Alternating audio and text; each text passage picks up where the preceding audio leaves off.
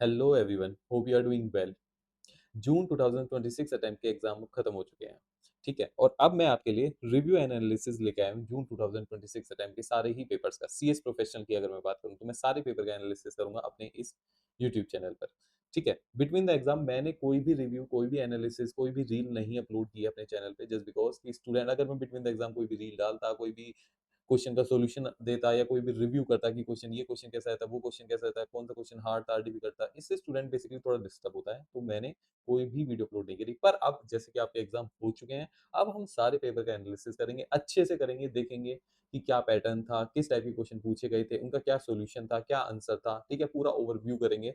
और जो भी आपको डिफिकल्ट क्वेश्चन लगता है कि हाँ सर ये डिफिकल्ट क्वेश्चन आया था और ये आउट ऑफ द बॉक्स था, आप प्लीज कमेंट बॉक्स में मुझे बताइएगा, मैं उसका भी सॉल्यूशन दूंगा। ठीक है, तो अभी हम बेसिकली इस वीडियो में पूरा पेपर को रिव्यू करेंगे, प्लस जितने भी क्वेश्चन आए पूरे ईएसजी के पेपर में जितने भी क्वेश्चन आए सबका मैं ओवरव्यू करूंगा। ठीक है, एग्जैक्ट आंसर मैं नहीं बताऊंगा। ठीक है, एग्जैक्ट आंसर नहीं बताऊंगा, ओवरव्यू दूंगा, किसमें क्या लिखा जाना था, किसको कैसे अटेम्प्ट करना था, वो मैं बिल्कुल आपको बताऊंगा।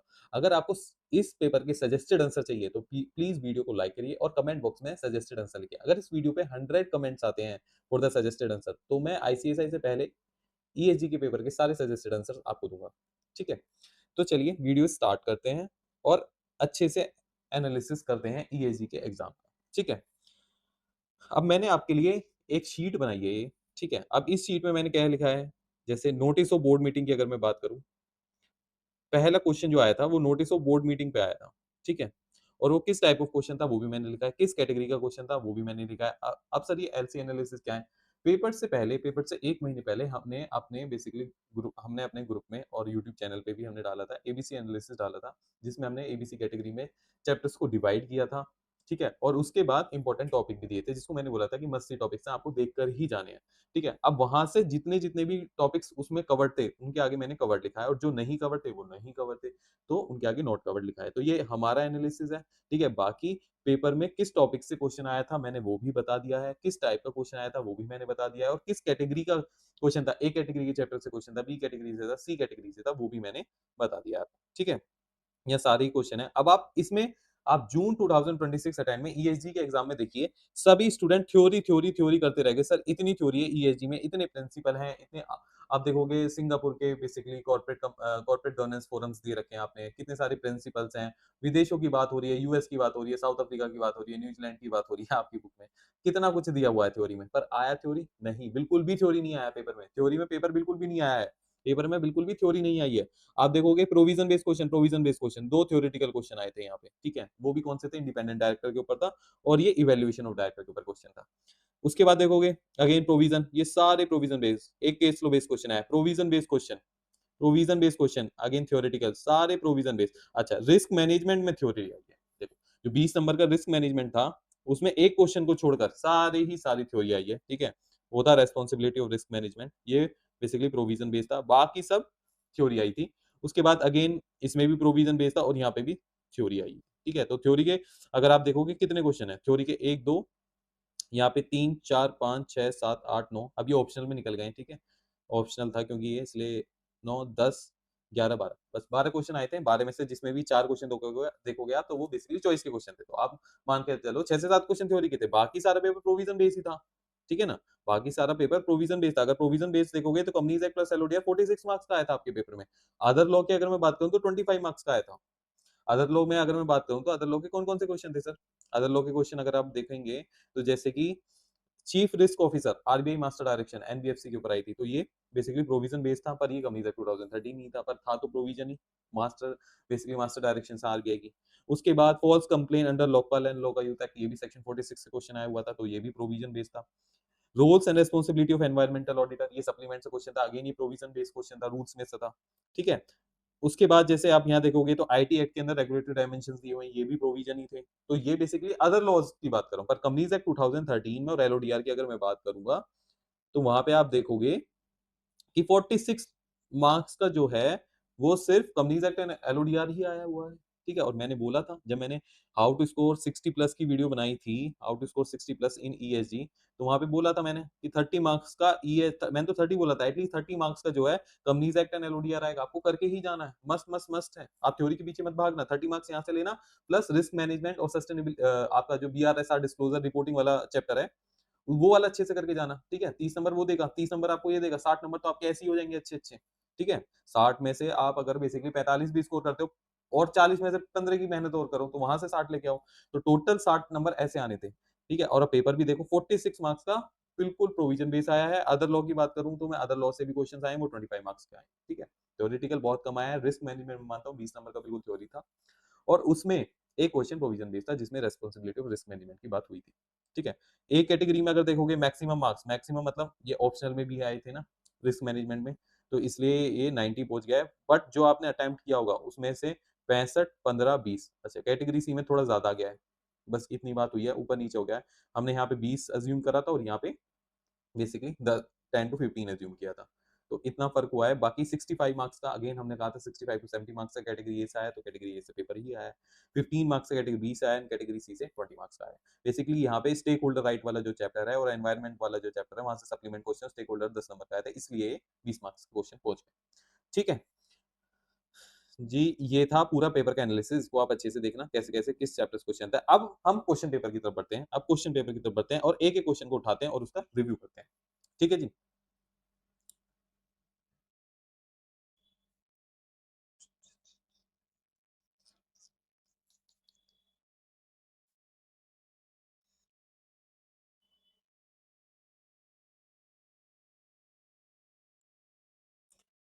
चलिए,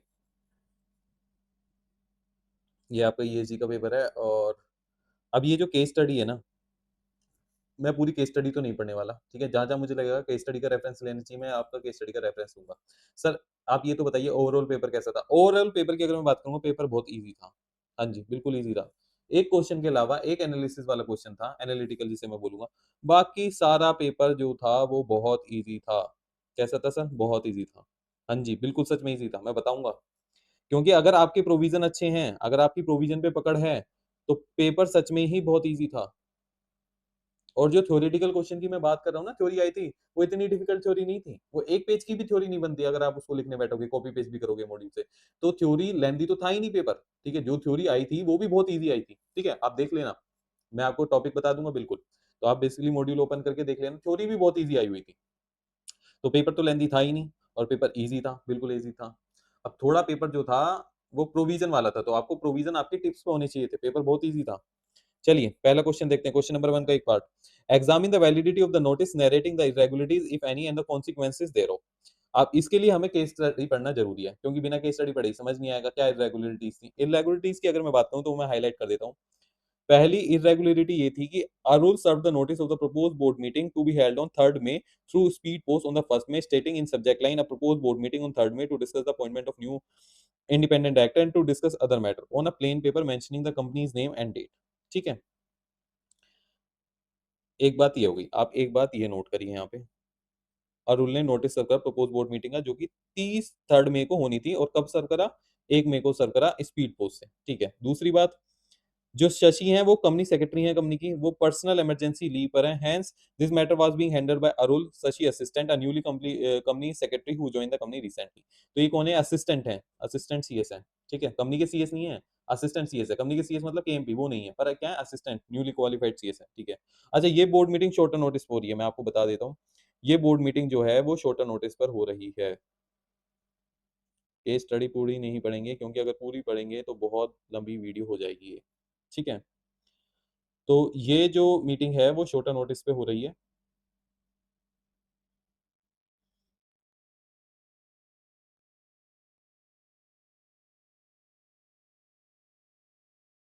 देखिए ये लिखा भी हुआ है, शॉर्ट नोटिस पे हो रही है, ठीक है। इस, उसके बाद ये रेगुलरिटी हो गई, फिर हम आगे चलते हैं।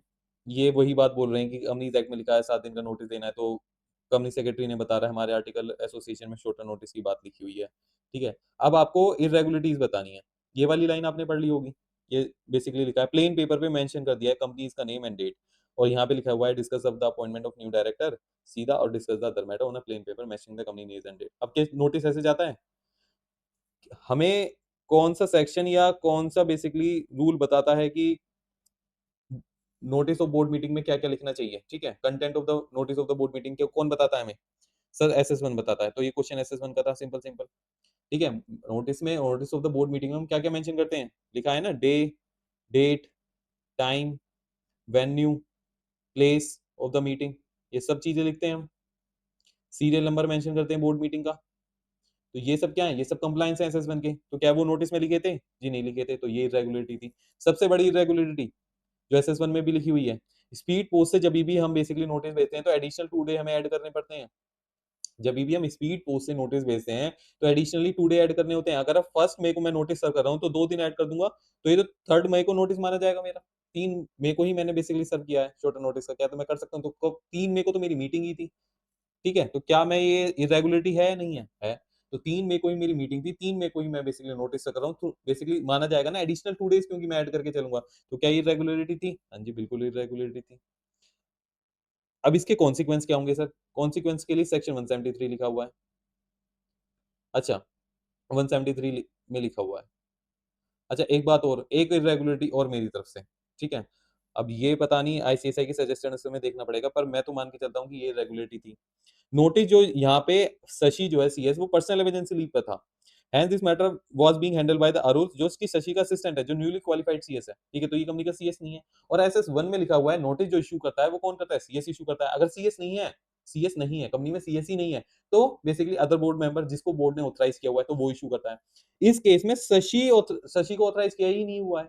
तो शशि को जब ऑथराइज किया ही नहीं है तो वो नोटिस इशू नहीं कर सकता, क्योंकि वो तो CS भी नहीं है कंपनी का, ठीक है। तो आप ये पढ़ना, SS1 में लिखा हुआ है ये बात। तो ये क्या नोटिस इशू कर सकता है? नहीं कर सकता। नोटिस क्या ही सर्व कर सकता है? नहीं कर सकता।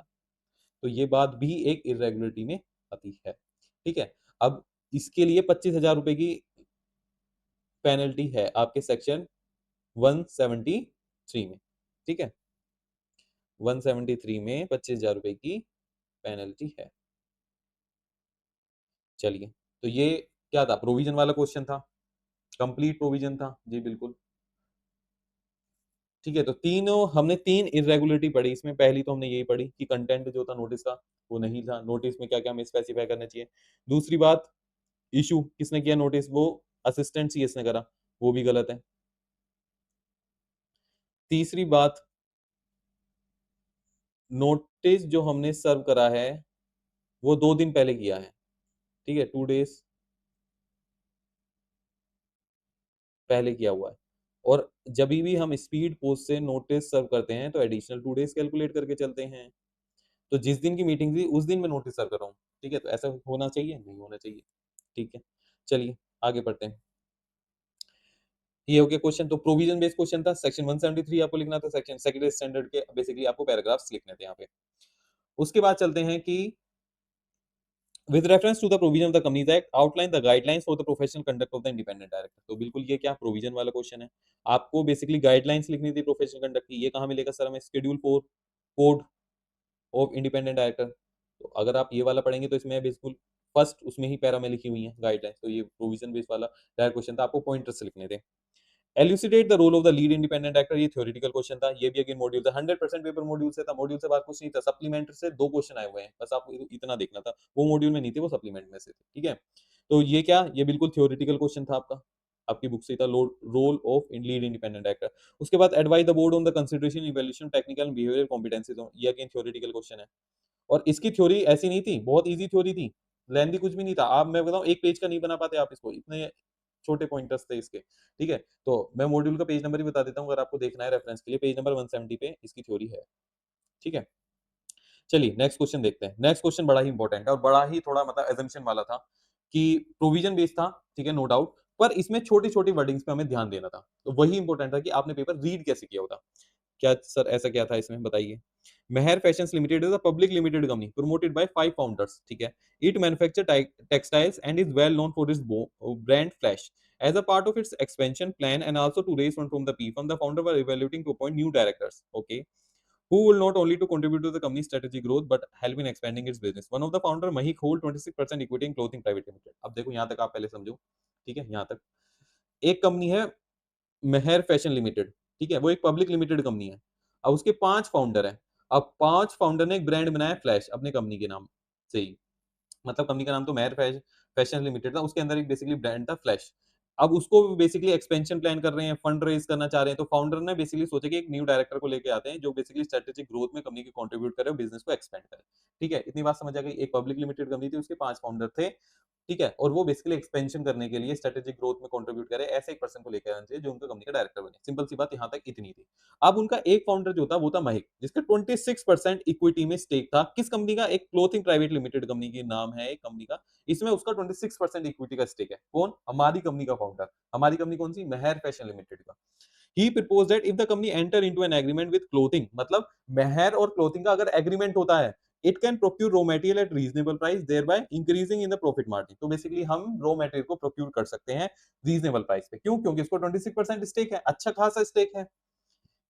He recommend the company secretary to take up this agreement for the board approval in the upcoming meeting and say that he would brief the other board member to ensure that this agreement is approved. He also suggested there was no required to inform the board about his holding in the clothing as it will not impact the decision. अच्छा, ठीक है। अब वो क्या बोल रहा है? वो कंपनी सेक्रेटरी को बेसिकली रिकमेंड कर रहा है इस एग्रीमेंट को बोर्ड मेंबर के पास लेके जाओ, उनको एक्सप्लेन करो, बेसिकली मीटिंग में कंसीडर करो और अप्रूवल लो एग्रीमेंट के ऊपर, जो दो कंपनी के बीच में एग्रीमेंट हो रहा है। ठीक है, और बोर्ड मेंबर को, अब ये इंपॉर्टेंट लाइन है, वो बोल रहा है there was no requirement to inform the board about his holding in the clothing limited. उनको बताने की जरूरत नहीं है उसकी होल्डिंग की। क्यों? क्योंकि मेहर फैशन का जो फाउंडर है वो 26% का स्टेक क्लोथिंग लिमिटेड में करता है, जिसके साथ हम एग्रीमेंट करने जा रहे हैं। तो क्या अब ये बोल रहा है बताने की जरूरत नहीं है। अब इसको लेकर क्वेश्चन है with reference to the provision of companies act 2000 comment whether Mahik contention is justified. Mahik का जो कंटेंशन है वो जस्टिफाइड है नहीं है। प्योरली प्रोविजन बेस्ड क्वेश्चन, बहुत अच्छा क्वेश्चन था। अब देखिए कौन सा प्रोविजन एप्लीकेबल होता है? सेक्शन 184 डिस्क्लोजर ऑफ इंटरेस्ट, क्योंकि यहाँ इंटरेस्ट डिस्क्लोजर की मेन बात हो रही है। वो बोल रहा है कि मेरा होल्डिंग मत बताना, मेरा इंटरेस्ट मत बताना। और 184 क्या बोलता है? Disclosure of interest including share holding. बोलता है ना ये बात, सेक्शन में देख लेना आप अगर किसी स्टूडेंट को कंफ्यूजन हो रही हो। ठीक है, इंक्लूडिंग शेयर होल्डिंग ये बोलता है जी, ठीक है। पर ये एप्लीकेबल किस पे होता है? डायरेक्टर पे एप्लीकेबल होता है, क्योंकि डायरेक्टर, ये section important responsibility obligation cast करता है किस पे? डायरेक्टर्स के ऊपर, कि वो अपना इंटरेस्ट डिस्क्लोज करें। ठीक है, 184 स्पेसिफिक भी होता है। 184 सबसेक्शन 2, 184 सबसेक्शन 1 में जनरल डिस्क्लोजर की बात होती है। 184 सबसेक्शन 2 में बेसिकली जब भी हम कॉन्ट्रैक्ट और अरेंजमेंट कंपनी एंटर करती है, अगर किसी डायरेक्टर का उस स्पेसिफिक कॉन्ट्रैक्ट अरेंजमेंट में अगर बेसिकली इंटरेस्ट है तो उसको बेसिकली डिस्क्लोज करना पड़ता है। कितना इंटरेस्ट है वो बात करेंगे अभी। ठीक है, अब यहाँ पे कहीं भी ये नहीं लिखा कि महिक जो है कंपनी का डायरेक्टर है। ये तो कहीं नहीं लिखा। फाउंडर फाउंडर फाउंडर लिख रहा है कि वो फाउंडर है, फाउंडर का उसमें है। कहीं भी ये नहीं लिखा कि 26% इक्विटी का स्टेक क्लोथिंग प्राइवेट लिमिटेड में। तो क्या हम ये एग्जाम्पशन लेके चलेंगे ये फाउंडर जो महिक वो डायरेक्टर है कंपनी का? ठीक है, एजम्पशन लेके चलें तो इसके बेसिकली मेरे तरीके से अगर पढ़ोगे आप, मैं अगर आपको इंपॉर्टेंट पॉइंट पढ़ाऊंगा, ठीक है, उससे आपको लगेगा कि हाँ सच में महिक डायरेक्टर ही है। पूछो कैसे सर? बताता हूँ। देखिए, he recommend the company secretary to take up this agreement for the board approval. क्या कोई भी shareholder, majority shareholder क्यों ना हो कंपनी का, ठीक है, 5 फाउंडर है तो हो सकता है 20% का स्टेक उसके पास हो। क्या कोई शेयर होल्डर कंपनी सेक्रेटरी को ऐसे डायरेक्शन दे सकता है? ठीक है, ये कंपनी सेक्रेटरी को जाके बोल सकता है कि हाँ ये वाला एग्रीमेंट बोर्ड से अप्रूव करा लेते हैं। ठीक है, ऐसे कर सकता है? नहीं कर सकता। SS1 भी आप पढ़ोगे तो SS1 में लिखा हुआ है कि डायरेक्टर जो है बेसिकली सम्मन कर सकता है बोर्ड मीटिंग, तो वो सीएस को बोलेगा। ठीक है, डायरेक्टर जब भी समन करेगा बोर्ड मीटिंग तो सीएस के पास जाता है, सीएस को बोलता है, सीएस फिर चेयरमैन से डिस्कशन करता है, फिर अदर बोर्ड मेंबर से बेसिकली उनका टाइम शेड्यूल देता है, तब मीटिंग फिक्स होती है। ऐसे ही होता है ना? तो क्या ऐसे एक शेयर होल्डर उठ के जाके बोल सकता है कंपनी सेक्रेटरी से? नहीं बोल सकता। तो ये डायरेक्टर ही है, तभी तो बोल पा रहा है। ठीक है, तभी तो मीटिंग सम्मन कर रहा है। ठीक है, दूसरी बात, पहली बात तो ये हो गई। दूसरी बात, आप आंसर की जब बेसिकली क्वेश्चन पढ़ोगे तो आपको समझ आएगा that he would brief the other board member. Company secretary को बोल रहा है to take up this agreement for the board approval in the upcoming meeting and say that he would brief the other board member. Other board member word use हो रहा है तो मतलब वो भी बोर्ड मेंबर है, तभी तो बोलेगा अदर बोर्ड मेंबर। थोड़ा इंग्लिश को पकड़िए आप, वो बोर्ड मेंबर है तभी तो बोलेगा कि ही would brief the other board, वो अदर बोर्ड मेंबर को समझाए। मैं बोर्ड मेंबर हूं तभी तो मैं बोलूंगा कि वो अदर बोर्ड मेंबर को आप बताओ। तो यहां से भी पता लगता है कि वो क्या है, कि वो डायरेक्टर है कंपनी का। ठीक है, तीसरी बात, क्वेश्चन जो है डिस्क्लोजर ऑफ इंटरेस्ट पे आके अटकता है। तो क्वेश्चन जब ही डिस्क्लोजर ऑफ इंटरेस्ट पे आके अटकेगा जब यहाँ डायरेक्टर की बातचीत होगी। तो यहाँ इसलिए वो एजम्पशन लेके चलोगे अब डायरेक्टर की ही बात हुई हो रही है, महिक जो है वो डायरेक्टर ही है, क्योंकि क्वेश्चन जो है वो very stick to the disclosure of interest पर है। ठीक है, तो मैं ये तीन बातें लेकर चल के ये एजम्पशन करता हूँ कि वो महिक जो है वो भी डायरेक्टर है, उस पे 184 सबसेक्शन एप्लीकेबल होगा, तो क्या उसकी कंटेंशन जस्टिफाइड थी? नहीं सर, नॉट जस्टिफाइड। अगर आप 2% बॉडी कॉर्पोरेट, सामने वाली बॉडी कॉर्पोरेट में 2% की शेयर होल्डिंग अगर होल्ड करते हो तो आपको डिस्क्लोजर देना पड़ता है एज पर सेक्शन 184 सबसेक्शन 2। तो ये एजम्पशन आपको लेनी थी इसमें, ये आपको अज्यूम करना था। अगर आप क्वेश्चन पहली बार में रीड करोगे तो हो सकता है थोड़ा डिफिकल्ट, मतलब थोड़ा समझ में नहीं आए, ये आप नहीं पकड़ पाओ, पर बेसिकली आपने थोड़ा बारीकी से पढ़ा होगा, थोड़ा बिल्कुल दिमाग लगा के पढ़ा होगा ना पेपर में, तो ये आपको बेसिकली आंसर आपका निकल के आया होगा। ठीक है, तो यही आंसर था, 184 सब सेकंड को यहाँ पे कोट करना था, प्लस फिर उसको फैक्ट्स को एनालाइज करना था और कंक्लूजन देके आना था कि ये उसका कंटेंशन नहीं का जस्टिफाइड नहीं है, क्योंकि वो बेसिकली सिग्निफिकेंट इंटरेस्ट कोट करता है सामने वाली एंटिटी। ठीक है जी, चलिए आगे बढ़ते हैं। नेक्स्ट नेक्स्ट क्वेश्चन भी क्या है? प्रोविजन बेस्ड है सर। नेक्स्ट क्वेश्चन भी क्या है सर? प्रोविजन बेस्ड है। मुनीम बेसिकली चीफ मैनेजर है स्वयं सेवा ट्रस्ट का, रजिस्टर्ड ट्रस्ट है और एस्टैब्लिश करी which is seeking fund from the corporates out of their CSR responsibility. One of the trustee asked Munim whether the trust will be eligible to receive such CSR fund. ठीक है, तो वही basically उसने approach किया practicing company secretary को to guide करो उसको। तो आपको बेसिकली यहाँ नोट बनाना था, indicating the entity are eligible to undertake CSR and procedure thereof as per the provision of the company act 2013। तो एंटिटीज बतानी थी जो एलिजिबल टू अंडरटेक सीएसआर हैं, तो ये सर इसका रिलेवेंट प्रोविजन क्या होगा? रिलेवेंट प्रोविजन रूल 4 सब rule 1 of CSR policy rule जो हैं आपके, उसमें इसका आंसर है। ठीक है, कौन कौन सी एंटिटीज एलिजिबल हैं और इसका आपको बेसिकली ब्रीफ प्रोसीजर भी बताना था। ठीक है, तो ये भी बेसिकली इजी ही क्वेश्चन था, डायरेक्ट प्रोविजन पूछे थे, कुछ भी नहीं करना था, ना कोई एनालिसिस करना था, सिर्फ प्रोविजन ही लिखने थे। ठीक है, आगे बढ़ते हैं। Pivot listed as a listed company manufacturing fertilizer. Initially, the company had an established track record of profitability, followed good corporate governance practices. Due to business pressure, the management shifted focus to profitability, has been bypassing the process and control for business reasons. Apoorv, partner of the Messrs APN Company LLP, statutory auditor of the company, had highlighted the issues to the audit committee in his quarterly presentations. During the finalization of the financial statements 25-26, Apoorv issued a management letter. ये important word है, management letter, indicating the process improvement and internal control weakness. ये भी improvement, ये देखो ये line आपको pick करनी होती है क्वेश्चन में, किसी भी क्वेश्चन में जो लाइन पिक करने वाली होती है ना, ये वो वाली लाइन है। He asked the CFOs to present these documents to the audit committee for their review. The CFO contended that these documents are not required to be reviewed by the audit committee. ठीक है, with reference to the information which an audit commission mandatory review comment whether the CFO contention justified. मतलब आपको क्या, आपको तो ये बताना था with reference to the information which an audit committee shall mandatory review, कौन कौन से ऐसी बेसिकली इन्फॉर्मेशन है जो ऑडिट कमेटी को रिव्यू करनी ही होती है। ये कहाँ पे लिखा हुआ है सर? ये कहाँ पर लिखा हुआ है सर, आप ये बताइए, ये कौन से प्रोविजन का पार्ट है सर? ये एलओडीआर का पार्ट है। एलओडीआर रेगुलेशन जब आप पढ़ते हैं तो वहां पे आता है पार्ट सी ऑफ शेड्यूल 2, जहां पे 5 पॉइंटर्स आपके दिए गए हैं जो ऑडिट ऑडिट कमेटी को मैंडेटली रिव्यू करने ही होते हैं। तो आपको 5 पॉइंट तो लिखने ही थे।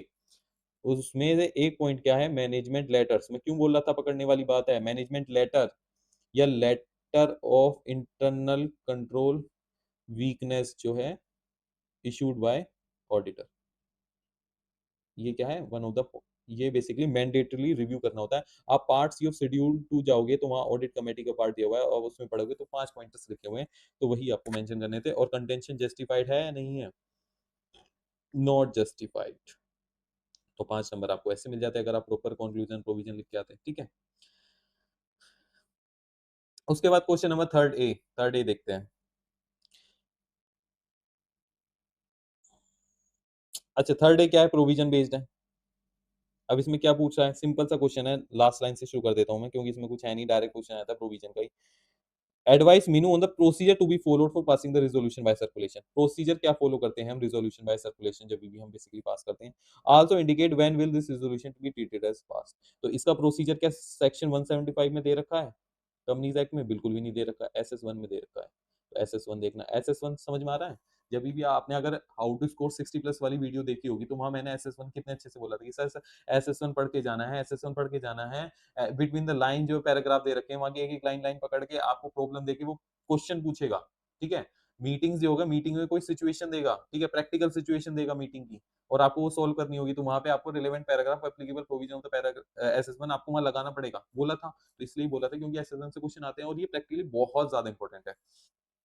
तो SS1 में बेसिकली क्या दिया हुआ है? प्रोसीजर दिया हुआ है, वो लिखना था आपको। Also indicate when will this resolution be treated as pass, जो कब कब पास किया जाता है रिजोल्यूशन बाय सर्कुलेशन, बताओ आप।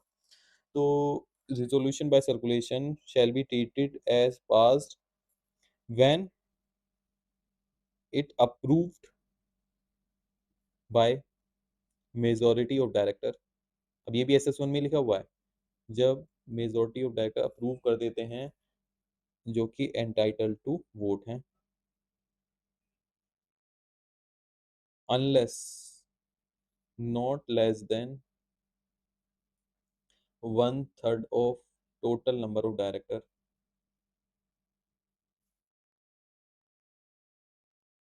for the time being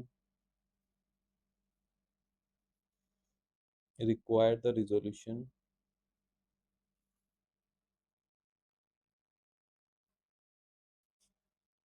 decide at the meeting।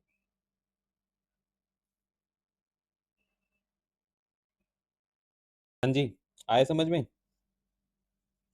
बोल रहा है कि रिजोल्यूशन तब पास मान लिया जाएगा जब मेजोरिटी ऑफ डायरेक्टर जो कि एंटाइटल टू वोट है ऑन द रिजोल्यूशन, ठीक है, जो कि हम सर्कुलेशन से पास कर रहे हैं, वो अगर अप्रूव कर दें, कौन अप्रूव कर दे, majority of director entitle to vote है, अनलेस, पर अगर 1/3 of the total number of director, 1/3 of the total number of director for the time being, बोलते हैं टाइम बीइंग का मतलब 7 दिन का टाइम देते हैं, नोटिस सर्कुलेट करने के बाद 7 दिन का टाइम देते हैं कि आपको बेसिकली क्या यस नो में बेसिकली जवाब देना है, रिजोल्यूशन को पास करें या बेसिकली रिजेक्ट करें।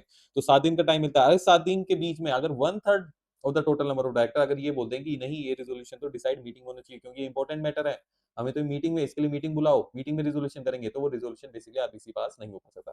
तो बोल रहे हैं unless not less than 1/3 of the total number of director for the time being, इन 7 दिनों के बीच में अगर बोलते हैं require the resolution to be decided the meeting, तो वो अप्रूव नहीं माना जाएगा, ठीक है। पर अप्रूव कब माना जाएगा, 1/3 of the total number of director अगर एंटाइटल्ड टू वोट है, अगर वो बेसिकली रिजोल्यूशन को अप्रूव करते हैं 7 दिनों के बाद, अनलेस 1/3 बनता। तो ठीक है, ये बात याद रखनी है, तो ये लिख के आना था, ये भी SS1 का ही पार्ट है। और प्रोसीजर जो हमें फॉलो करना था वो भी हमें पूरा प्रोसीजर लिखना है। जैसे कि क्या है प्रोसीजर, बेसिकली ड्राफ्ट पेपर जो है सर्कुलेट करते हैं, 7 दिन का टाइम देते हैं, फिर रेस्पॉन्स आता है, उस बीच में अगर बेसिकली कोई डायरेक्टर बेसिकली बोलते हैं 1/3 of the total number of director की हमें बेसिकली रिजोल्यूशन मीटिंग में ही पास करना है, तो वो रिक्वेस्ट, तो वो पूरा एक प्रोसीजर दे रखा है सेशन में, वो आपको बेसिकली यहाँ पे लिखना था। चलिए, Smruti, a senior company secretary, was invited to speak at Women Day celebration at Vic event. While she was preparing for her talk, she was discussing about the workman workplace safety with her friend Zina, a human rights activist and lawyer. During this conversation, Zina highlighted Supreme Court of India held that sexual harassment of a woman at a workplace violated her fundamental right under the Constitution of India. The court further concluded that such act constitute a violation of women's human right. ठीक है, तो अब ये कौन सा question आया था sir, guidelines के ऊपर क्वेश्चन आया था, गाइडलाइंस कवर हो रही है, ठीक है। Prepare a brief note covering the judicial precedent, if any, and the requirement that must be fulfilled by the employer or the responsible person in relation to the sexual harassment at workplace. Sexual, basically पोश act का ये question था, prevention of sexual harassment जो act है उससे ये question आया था, और जिसमें आपको जुडिशियल प्रेसिडेंट भी लिखनी थी। कौन सी वाली, भवरी देवी वाली। कौन सी गाइडलाइन की बात कर रहा है, विशाखा गाइडलाइन की बात कर रहा है। तो ये बेसिकली जो आपको जजमेंट लिखनी थी, उसी जजमेंट में बेसिकली लिखा हुआ था requirement that must be fulfilled by the employer the responsible person in relation to sexual harassment at the workplace. तो बेसिकली ये वाला केस लॉ आपको लिखना था, और इसमें ये वाले केस लॉ में जजमेंट में ये भी पॉइंटर मेंशन था, तो ये भी आपको उतार के आना था पेपर। तो डायरेक्ट क्वेश्चन केस लॉ का क्वेश्चन था, ये आपको case important question important case law है। मैं बताता हूँ, जब भी पोस्ट एक्ट की बात होगी तो विशाखा गाइडलाइन सबसे ऊपर, सबसे पहली बात विशाखा गाइडलाइन की होंगी और भवनी देवी की केस, क्योंकि ये जो पोस्ट एक्ट है वो इससे ही इमर्ज हुआ हुआ है, ठीक है। तो ये सबसे इंपॉर्टेंट था, तो एग्जामिनर ने भी क्वेश्चन यहीं से ही पूछा, ठीक है जी।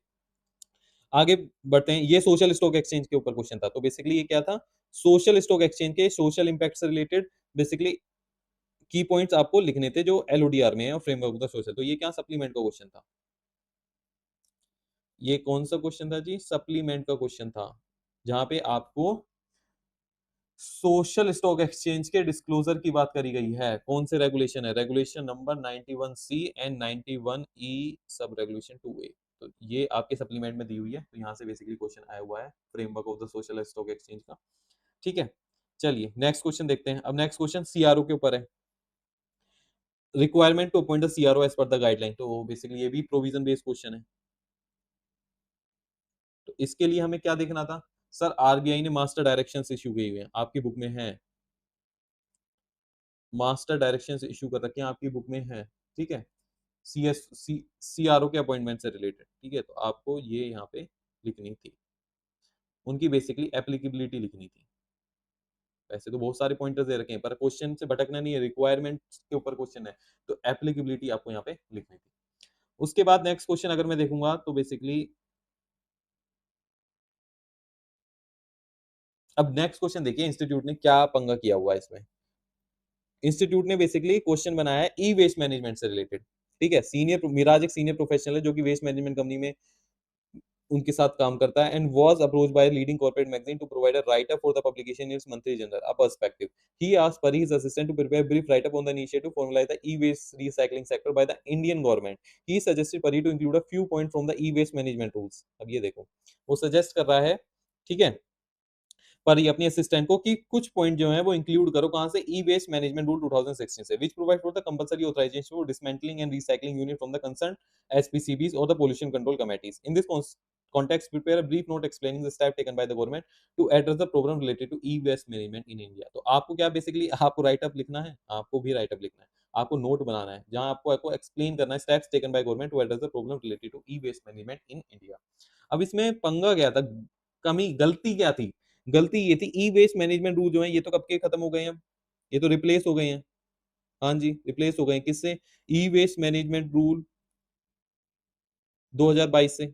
जी हाँ, तो फिर हम इसका रेफरेंस क्यों लें, और ये क्वेश्चन में क्यों डाला है? कब आए थे सर? 1 अप्रैल 2023 को आए थे सर। तो फिर ये इसका रेफरेंस क्यों दे रहा है? या तो इंस्टीट्यूट अपडेट क्वेश्चन नहीं कर रहा है, अब क्वेश्चन को उसने अपडेट नहीं किया है, तो यहाँ पे ही लिखना था ना, he suggested for you to include a few points from the e waste management rule 2022। बच्चे 2016 के याद करेंगे, 2016 के तो आपके मॉड्यूल में भी दे रखे, आपके मॉड्यूल में लाइन लिखी हुई है कि ई वेस्ट मैनेजमेंट रूल 2022 हैं, आ चुके हैं, और वो बेसिकली 16 वाले को रिप्लेस कर दिया गया 22 वाले से। ठीक है, ये आपके मॉड्यूल में लिखा हुआ है। अब आप ये देखो, ये तरीके का रेफरेंस आ रहा है, तो ये क्या गलत है? 2022 आना चाहिए था यहाँ पे, बिल्कुल आना चाहिए था, पर आंसर तो आपको वैसे ही लिखना है जैसे मॉड्यूल में दे रखा है आपको। ठीक है, तो ये भी थ्योरेटिकल क्वेश्चन था। ठीक है, अगर आपको देखना है तो पेज नंबर 586 पे दे रखा है, आप रेफरेंस वहां से ले लें। तो ये भी इजी क्वेश्चन है, डायरेक्ट क्वेश्चन है, कोई भी ऐसा एनालिसिस वाला क्वेश्चन नहीं है, एक क्वेश्चन छोड़ के जो सेक्शन 184 वाला था अभी तक। उसके बाद एक direct question, what is gender parity and gender equality, ये थ्योरेटिकल क्वेश्चन है। How workplace gender equality can be achieve, ये भी बेसिकली इजी क्वेश्चन था, चैप्टर नंबर 10 से ये क्वेश्चन आया हुआ था। तो ये थ्योरेटिकल क्वेश्चन था, और आप इसकी थ्योरी ही देख लेना, आप इसकी थ्योरी देखना। थ्योरी मैं बताऊं, आधे पेज की थ्योरी है, आपको बेसिकली 4 पॉइंटर लिखने थे। How workplace gender equality can be achieve, क्या 4 पॉइंट लिखने थे? Basically to provide equal pay of work, yes. Removal of barrier and equal participation, yes. Access to all the occupations, बिल्कुल ये लिखना था, और एलिमिनेशन ऑफ द डिस्क्रिमिनेशन। तो ये सारे पॉइंट आपको इसमें लिखने थे। ठीक है, तो ये भी इजीएस्ट क्वेश्चन था, मैं बताऊं थ्योरेटिकल क्वेश्चन भी ज्यादा लेंथी नहीं थे, बहुत पेपर इजी था। नेक्स्ट क्वेश्चन देखते हैं। Next question Lokpal and Lokayukta act 2013 के ऊपर आया था। ठीक है, इसमें क्या बताना था? बेसिकली फॉल्स कंप्लेन से रिलेटेड क्वेश्चन था, कैसे एडवाइस मांगी थी आपसे to deal with the false complain and relief available to him. तो ये सेक्शन 46 का क्वेश्चन है।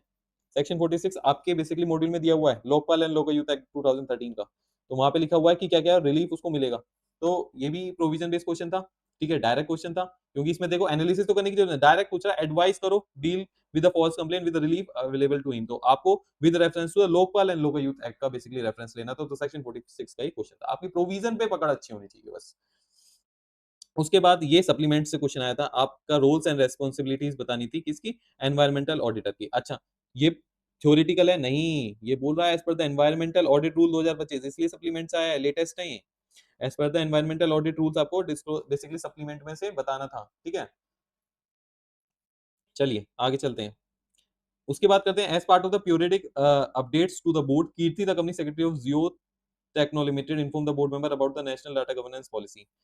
ठीक है, अच्छा, ये क्वेश्चन जो आया था वो brief a note on the important regulatory dimension related to privacy and disclosure of information under the IT reasonable security practice and procedure sensitive personal data rules frame under था। बेसिकली तो आपको क्या बताना था, आपको नोट बनाना था important regulatory dimensions के ऊपर relating to the privacy and disclosure of information under the IT. तो अगेन ये अगर 5 डायमेंशंस हैं, ठीक है, आपकी बुक में 5 डायमेंशंस दे रखे हैं, तो आपको बेसिकली वो यहाँ पे एक्सप्लेन करने थे। ठीक है, तो ये चैप्टर नंबर 9 से ये वाला क्वेश्चन था। तो ये भी डायरेक्ट ही क्वेश्चन था। डायरेक्ट देखो, सिंपल सी बात है, डायरेक्ट हेडिंग देके, खुद हेडिंग देके क्वेश्चन पूछ रहा है, अब इससे ज्यादा आसान क्या हो सकता है? उसके बाद रिस्क मैनेजमेंट की अगर मैं बात करूंगा, रिस्क मैनेजमेंट में अगर आप देखोगे तो रिस्क मैनेजमेंट में सबसे अच्छी बात आप देखोगे, ये इन्होंने पैराग्राफ सजाया है आईसीएसआई वालों ने। ये इन्होंने इतना 1.5 पेज का पैराग्राफ सजाया हुआ है, और इसका कोई भी रोल नहीं है, मैं बताता हूँ कोई भी रोल नहीं है। सच क्या, सच में कोई रोल नहीं है, बिल्कुल नहीं है। आपका टाइम बर्बाद करने के लिए इन्होंने ये पैराग्राफ बनाया हुआ था। इसमें कोई भी लाइन इंपॉर्टेंट नहीं थी, कोई भी लाइन इंपॉर्टेंट नहीं थी जिससे ये वाले क्वेश्चन सॉल्व होते, कोई भी लाइन इंपॉर्टेंट नहीं थी। क्यों सर? ये डायरेक्ट क्वेश्चन था। मैं आपको पेज नंबर लिखवा दे रहा हूँ, आपको मेरी बात झूठ लग रही है, डायरेक्ट क्वेश्चन है सारे। इंटरडिपेंडेंट स्कोप बताना है, पेज नंबर 673 पे आप देख लेना। रिस्क रजिस्टर बनाने को बोला है, क्या इसमें जब सीधा टेम्पलेट पूछा तो ऊपर जाने की जरूरत है? नहीं, 673 पेज पे टेम्पलेट, ये भी पढ़ लेना आप, ऊपर नीचे की क्वेश्चन है। Outline the importance of internal audit with reference to the risk assessment framework, direct question, आपकी मॉड्यूल की हेडिंग है, पेज नंबर 674 पे आप देख लेना, ठीक है। उसके बाद इन्वेस्टर इंक्रीजिंगली यूज, अब ये लाइन है, क्या ये सर ऊपर से उठाई है? बिल्कुल भी नहीं, मॉड्यूल की लाइन उठाई हुई है, पेज नंबर 677 पे आप देखना, मॉड्यूल की लाइन उठाई हुई है। Investor increasingly use these environmental social factors a part of the analytical process to identify significant growth opportunity, explain the significance of ESG risk assessment, ठीक है। ये क्या है? मॉड्यूल से ही लाइन उठाई हुई है उन्होंने, कहीं से नहीं उठाई हुई। सिग्निफिकेंस लिखना था ईएसजी रिस्क असेसमेंट का, ठीक है। अब इसके जो चॉइस में क्वेश्चन आया था 5A, अगेन क्वेश्चन आप देखोगे बहुत इजी क्वेश्चन है, direct question, specific responsibilities and duties of internal auditor. तो ये तो डायरेक्ट क्वेश्चन है मॉड्यूल से, क्या मुझे इसके लिए फैक्ट्स पढ़ने थे? नहीं पढ़ने थे। अब आप बताओ, क्या ये टाइम वेस्ट है? मेरा नहीं है।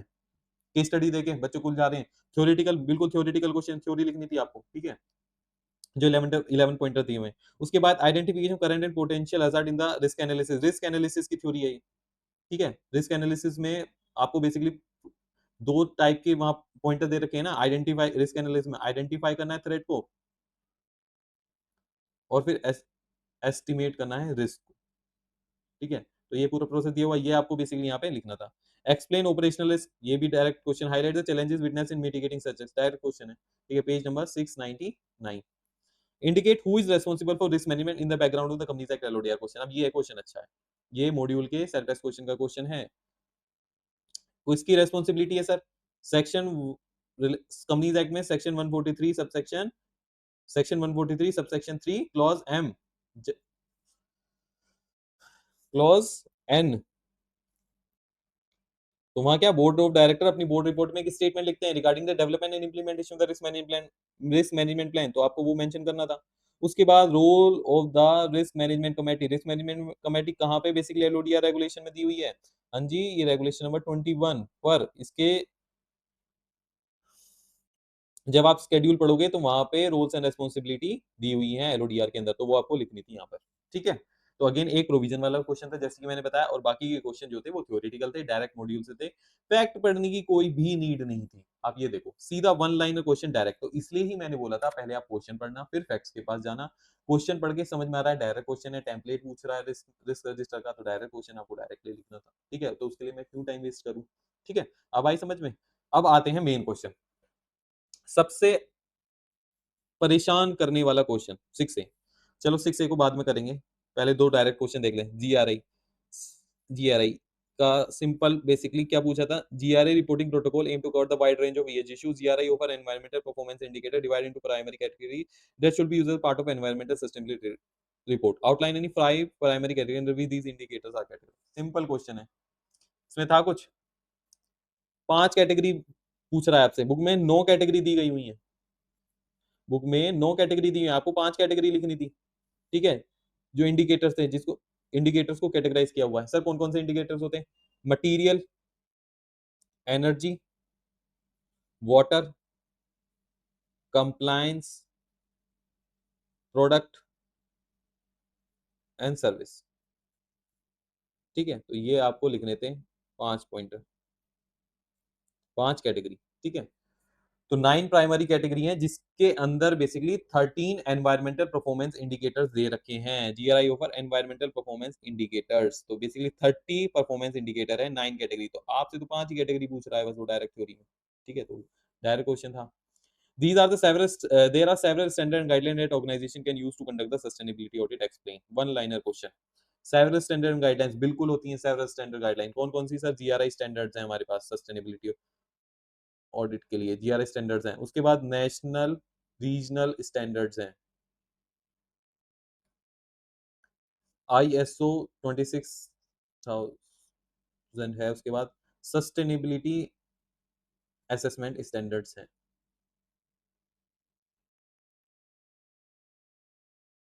ठीक है। तो ये स्टैंडर्ड्स थे, ये आपको लिखने थे, तो ये भी थ्योरेटिकल क्वेश्चन था डायरेक्ट, ठीक है। अब आते हैं ये क्वेश्चन जो सबसे ज्यादा परेशान किया है स्टूडेंट को, कुछ स्टूडेंट इसको न्यूमेरिकल वाला क्वेश्चन बता रहे थे, ठीक है, और कुछ स्टूडेंट बोल रहे थे सर ये तो मॉड्यूल से ही बाहर है, और हमें समझ नहीं आया करना क्या था। इस क्वेश्चन को हम बिल्कुल अच्छे से करेंगे। और मैं क्वेश्चन नंबर 6 से क्या बोलता है, फिनिक्स लिमिटेड जो है among top 200 companies in terms of market capitalisation of the various company listed on the stock exchange while discussing ESG disclosures in the board meeting CEO of the company asked सिनी the company secretary to brief the board on the applicability of the ESG disclosure. तो मतलब question किस पे based था, ESG disclosure pertaining to the value chain participant के ऊपर question fix था कि जो फिनिक्स लिमिटेड है वो टॉप 200 कंपनीज में आती है, यानी कि लिस्टेड एंटिटी में अगर मैं देखूं तो टॉप 200 में आती है। और वहां की कंपनी सेक्रेटरी को बोला गया कि आपको ब्रीफ डिस्क्लोजर देना है, किसके ऊपर, आपको ब्रीफ करना है बोर्ड को on the applicability of the ESG disclosures, ठीक है, pertaining to the VCPs, value chain participant to, value chain participant को शॉर्ट में बोलते हैं वीसीपीस, ठीक है, ये कॉर्पोरेट की लैंग्वेज है। तो सिनी quality the following value chain data, total purchases 25-26 1000 crore, total sales financial 25-26 800 crore, up stream purchases दे रखी थी। अब यहाँ परचेज सेल्स आ गया, स्टूडेंट को लगा ये तो कैलकुलेशन है, ऐसी कैलकुलेशन ईएसजी में कैसे पूछ सकते हैं सर, बिल्कुल पूछ सकते हैं, ये बिल्कुल प्रैक्टिकल है, रेलेवेंट है, लेटेस्ट कॉन्सेप्ट है ये वीसीपीस वाला, ठीक है।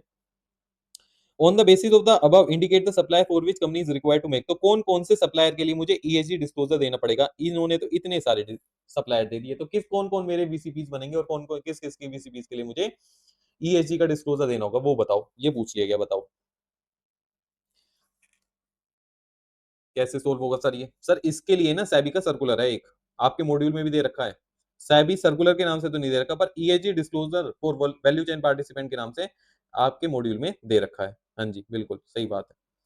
क्या है सर ये, बोलता है वैल्यू चेन पार्टिसिपेंट, यहाँ पे आप पार्टिसिपेंट कर लो, वैल्यू चेन पार्टिसिपेंट, जो वैल्यू चेन पार्टिसिपेंट है ना, shall encompass the total upstream purchases, देखो यहाँ परचेज को अपस्ट्रीम नाम दिया गया है, डाउन स्ट्रीम को सेल्स का नाम दिया है, बस इतना आपको ध्यान रखना है। Value chain participant shall encompass the total upstream purchases and downstream purchases sales of a listed entity, ठीक है। कौन से टोटल देखेंगे, नहीं, बोल रहा है cumulatively comprising 75% of his purchase sales by value respectively, यानी कि 75%, 75% किसका देखेंगे, परचेज का, 75% किसका देखेंगे, सेल्स का रेस्पेक्टिवली, ठीक है। अपस्ट्रीम डाउनस्ट्रीम दोनों के लिए लिखा हुआ है, 75% किसका, परचेज का, 75% किसका, सेल्स का, बाय वैल्यू देखेंगे, ठीक है। तो सेल्स का कितना वैल्यू देख रहे हैं, 75%, और परचेज का कितना देख रहे हैं, 75%, किसका, परचेज का।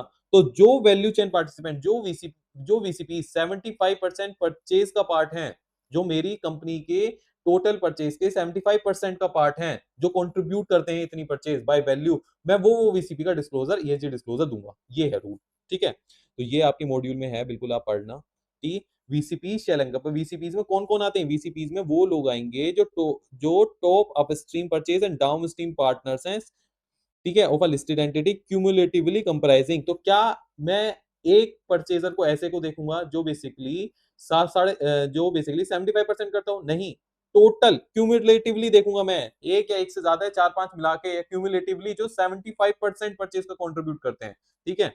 तो अब यहाँ पे तो बेसिकली लिस्ट दे दी, अब किस किस के लिए देना ये पूछा गया है आपसे, तो 1000 करोड़ का, अब यहाँ पे सिर्फ परचेजर दिए हैं, डाउन स्ट्रीम की बात नहीं हो रही, खाली परचेज की बात हो रही है, तो इसलिए अप स्ट्रीम परचेजेस दे रखी है यहाँ पे। तो अगर आप देखो 1000 करोड़ की परचेज है मेरी, और मैं 75% देखूं इसका, तो कितना आ गया, 750 करोड़।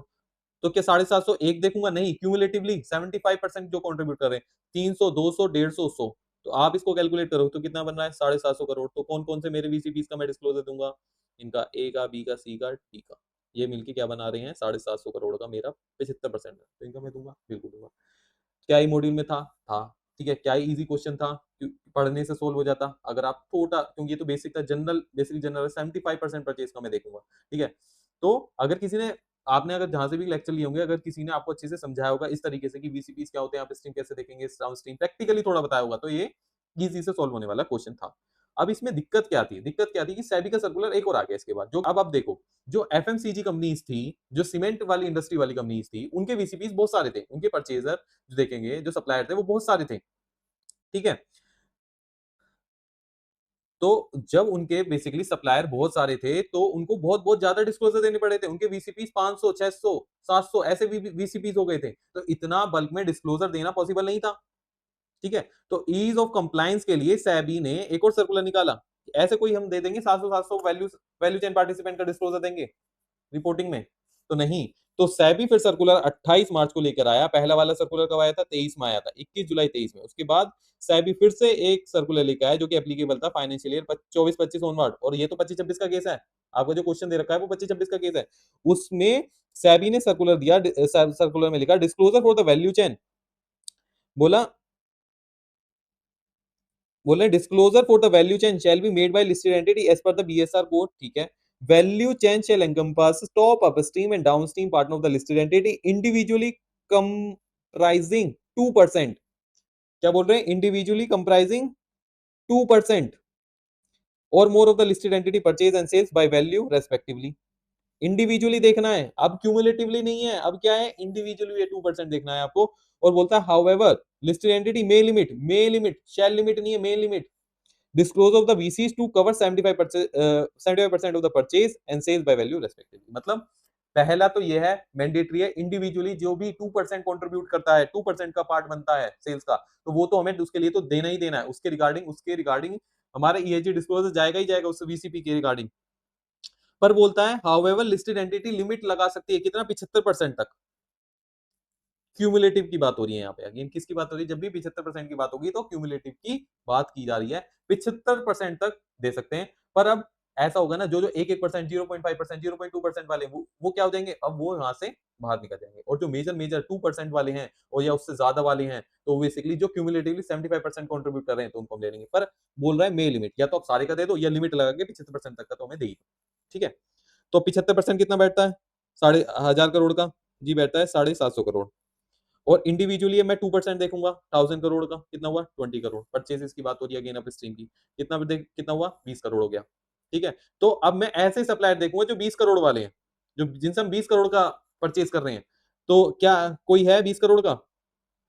20 करोड़ का है? 20 करोड़ के सब ऊपर के हैं जी। ये एच है, जी एक एच है जो 10 करोड़ की है सेल्स, जिसकी वो परचेज है, हम जिससे हम परचेज कर रहे हैं 10 करोड़ का। ठीक है। तो इस सर्कुलर के हिसाब से मैं किस किस का डिस्क्लोज दूंगा? A B C D E F G सबका दूंगा। यस, क्योंकि सब 2% से ऊपर है।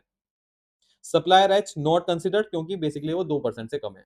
तो सर एक बात बताओ, लिमिट तो आप बोले थे 75% वाली, 2% वाली तो समझ में आ गया, 20-20 करोड़ आपने देख ली। अब 75% बोला मे लिमिट, या तो सबका लिस्ट एंटिटी खुद से चाहे सबका दे सकती है, पर होता है may limit. List how list entity may limit लगा सकते हैं 75% का। मे लिमिट मे है वहां पे। ठीक है।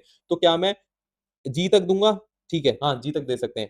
पर ये एच तो आएगा ही नहीं, क्योंकि एच जो है वो 2% की कैटेगरी से बाहर है। तो लिस्ट एंटिटी इन सबका दे सकती है न्यू न्यू सर्कुलर के अकॉर्डिंग। यस, सबका देना होगा उसे। पर 75% तक की लिमिट लगेगी। अगर 75% तक की लिमिट लगेगी तो आंसर वही सेम हो जाएगा। ठीक है। तो सिंपल सी बात है, यहाँ यहाँ तक ही आपका आंसर होगा, ए बी सी डी ई होगा। तो देखो, as per the latest circular, ये वाला सर्कुलर रेलेवेंट था आपके इस एग्जाम के लिए, जून 2026 अटेम्प्ट के लिए। और आपको ये इस तरीके से, अगर किसी स्टूडेंट को इसके बारे में नॉलेज थी तो इस तरीके से करता है, तो वो तो परफेक्ट आंसर है, बिल्कुल परफेक्ट है। ठीक है। ये वीडियो मेरी तरफ से था एनालिसिस के लिए। जो नेक्स्ट सब्जेक्टिव वीडियो है वो इस वीक में ही अपलोड होंगी हमारे यूट्यूब चैनल पे। तो stay connected to our YouTube channel. Hope you have like this video. Please share and subscribe to our YouTube channel lock and access. Thank you so much.